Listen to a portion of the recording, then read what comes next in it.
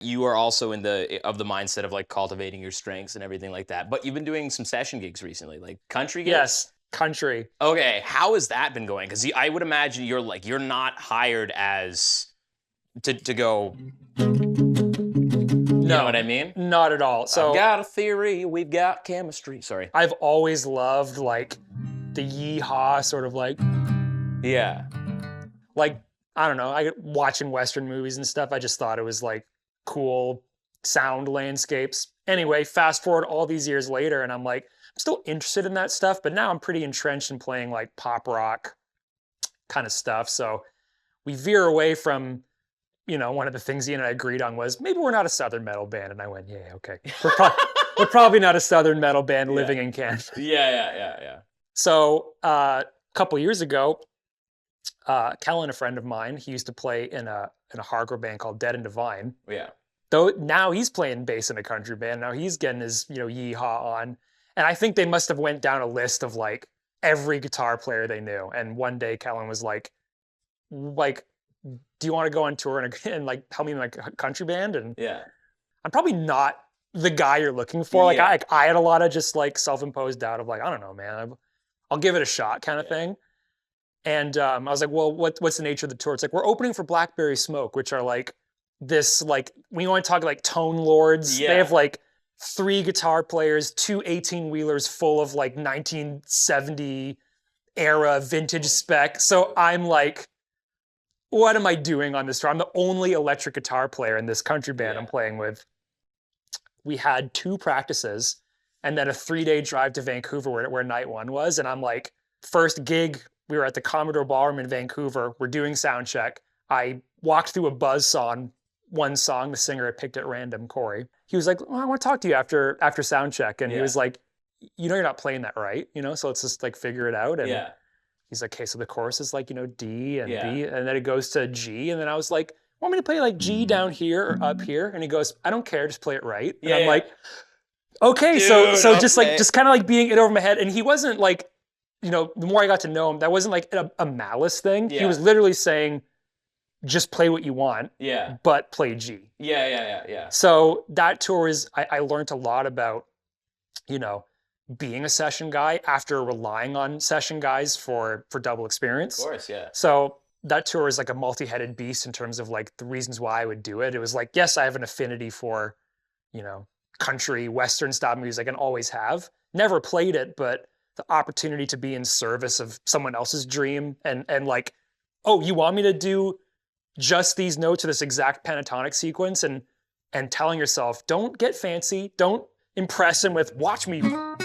It's like he didn't want that. He wanted and if it's like, even if I think I want to play something on night 2, it's like he wants, so do that. And it was like just the whole thing of like the act of like, putting yourself all on the line to someone else's like, hey, I believe this will go well. And then what started happening was like even the Blackberry Smoke guys, where they would come like peek over and, because I was running all digital, like heresy in their world, right? So I really, all that to say is I really felt like I came into that like fish out of water, like, and even after the first show, I was like, I don't know if I can like make it through this tour, like being surrounded by like real amps on this guy who's never done a session plugged into a Helix.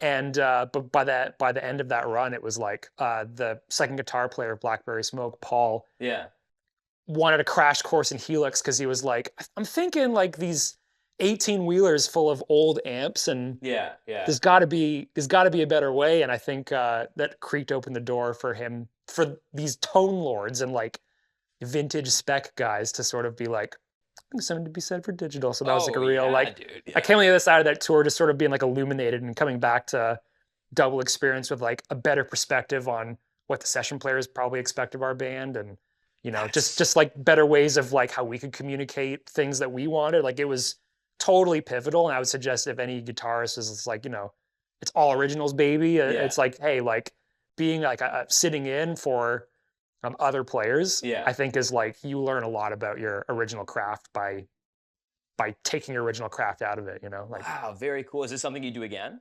Oh, in a heartbeat, yeah. Oh, that's awesome, Yeah. dude. Oh, fuck Yeah. yeah. Oh, that's And that's the great. thing. It's like I'm like very passionate about the originals and the creating. I mean, Yeah. we just talked about like two of the creations. Yeah.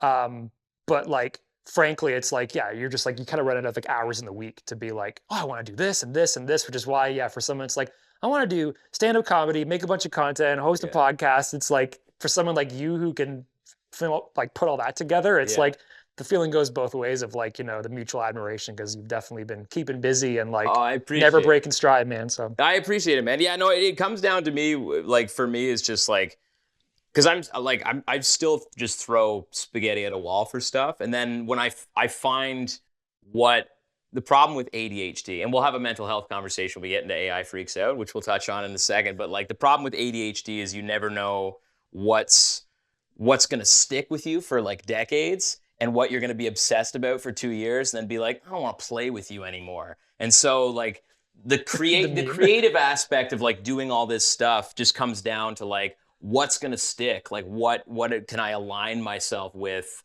that's an artistic way to express myself, because music's a lot of fun. I don't always get the opportunity to be funny, and comedy's a lot of fun, but sometimes I'm a real sad dude.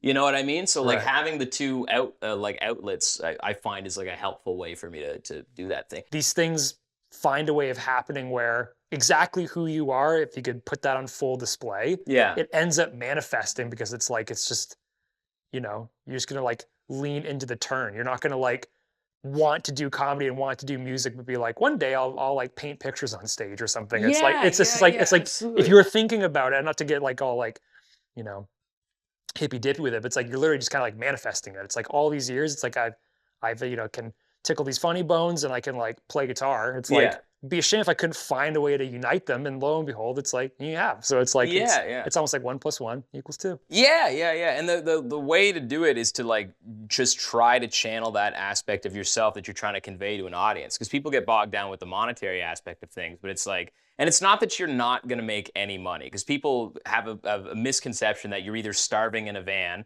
and you do, like you pay your dues and you do, or you're like living in a mansion. But it's like there is a happy middle ground, and you bob and weave out of it, and like you start starving, and then you go, all right, time to go join a cover band. And you join a cover band for 6 months, and then you're not starving anymore, and you're like back to the original. You know, Yeah. it's always navigating the ability to honestly convey what you're doing. And that is the main point or thesis behind not just this particular podcast, but this podcast in general. Is it's like write whatever the fuck you want. Just make sure it's true. If you're someone that goes out clubbing all the time and you love listening to fucking write that. Don't make anybody and don't make any fucking person with an acoustic guitar and a beard make you feel shitty about the stuff. But if you're putting out the shit because you think that's what's going to get you famous, it's just going to make you real sad. Okay? Like that's Right. at the end of the day, you're just going to be fucking depressed.